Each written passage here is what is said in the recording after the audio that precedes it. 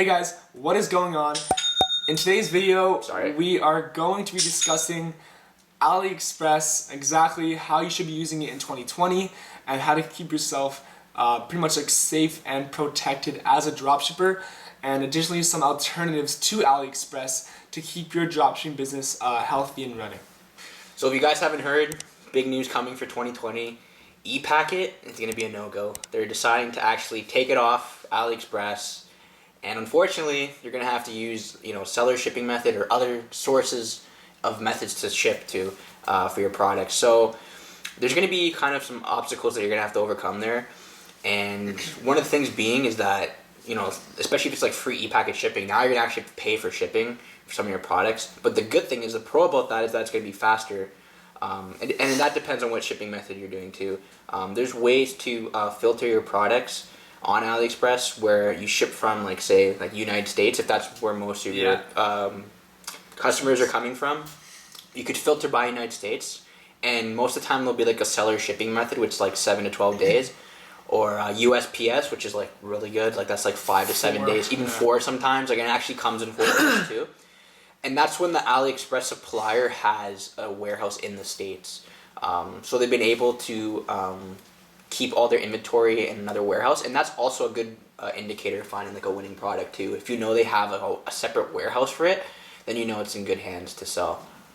Exactly. For my part, I want to talk to you guys about once you get to the point where you have a winning product, you have something selling tremendously, and you're doing pretty well, before it's too late, please guys, I'm telling you, please make the right decision and switch over to some kind of warehouse in the US or fulfillment center in the US or Canada or whatnot. Just keep away from shipping that winning product to China. So of course you can still test using the AliExpress supplier and fulfilling through Oberlo or whatnot and shipping from China. But once you have a winner and you're scaling pretty well on Facebook, you're really going to want to just increase those shipping times, because at the end of the day, no matter what e-commerce business you're doing, this comes down to user experience, right? And so if you're shipping items that are taking like 20, 25, 30 days to arrive to some locations, you're going to be in a lot of trouble, not only in terms of processors with refunds, chargebacks, all those emails going to answer, but also with the Facebook page score. And so for those of you that aren't familiar, a few weeks after your customers order from your online stores on Facebook, Facebook tracks all this information, and they'll send those exact same customers who bought from you a survey saying, hey, how was your purchase from this store? And if a few of those people leave a terrible review about your store saying that the product sucked or that they never got it because it took too long, Facebook will reduce your page score and rather ban your page from advertising or give it penalize it. So your costs will rise and your results will be worse, if you will. So to avoid that from happening, number one, make sure you're selling a good product in the first place, because there are good items that come from AliExpress. Number two, please make sure you are shipping from a good fulfillment center in the US or Canada. We're going to drop a few of these examples in the description below. Yes, sir.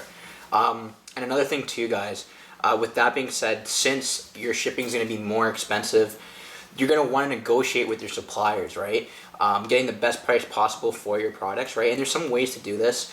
There's some pretty ethical ways of doing this, and there's also you got your way. Some not unethical, but you could just say we have some leverage over the suppliers, right? And we're actually we're gonna put a screenshot right up here. There's ways and things you should be saying to your suppliers, so they kind of they see you on a business level. Because if you just direct message a supplier and say, hello friend, like give me better price, no, you have to really talk to them first. You have to say you want to do long-term business with them. So the best way to approach a supplier is saying, hello boss, because when you say boss, they think you're like a client or a customer, right? So they see that they have authority over you, right? As you can see, right? So the best thing to do, you say, hello boss, I'm looking to do long-term business with you. Do you have WeChat or Skype? And WeChat's an app where you can talk to tons of suppliers all over the world, well, mostly in China, right? And that's basically their form of communication there. They use WeChat. So I would highly recommend getting that app. We use it all the time to talk to suppliers, right? And what you can do is you talk to them on there. you say whatever we just said here, hello boss, like to do long-term business, and then you link your product. Just say you're gonna do like 50 plus orders a day, even 100 plus orders, and they'll say, okay, great. Now you have to hit them with like the price. Can you give me a better price? And now there's two ways you could do this. Number one is just say, give me a better price, or else I'll change suppliers. Yeah. Or, which I've done in the past, Corey knows about, you could screenshot, say, a picture of the product page, like the product you're trying to sell. And what you can do is, if you guys don't know what an inspect element is, it's basically a tool on your computer, like on any computer, whether it's on a Mac or a desktop. You can actually right-click your screen and it'll say inspect element. Now what this does is you could change virtually anything on the screen, and that's why I say it's almost not like a really like an unethical way of doing things. But I mean, at the end of the day, they'll see that you want to, like, they'll see that you have a better supplier, right? So you have to change the numbers on the screen, like the price, and change kind of like a couple of things, and they would actually believe that the price has changed, and it's actually worked like many times.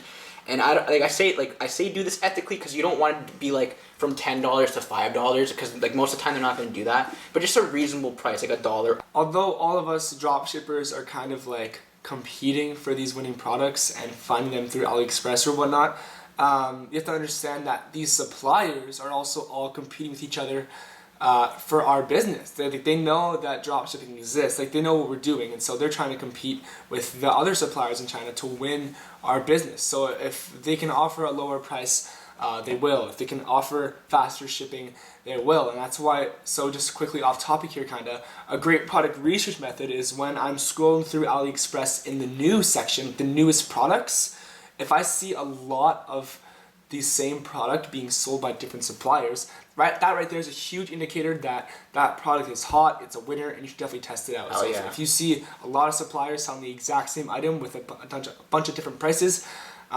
do your digging and you'll find a good supplier with a great product. Yeah, the new wave guides, honestly, for AliExpress research, like product research, is literally just going on AliExpress and taking your time to look through things that are selling. Yeah, we'll cover this more in like a different video. Yeah, like we're gonna have a product research video that we're gonna talk. But honestly, guys, that is like the best way you don't have to pay for anything, guys. You don't have to use any tools. You don't have to use any websites. Just straight out go on AliExpress.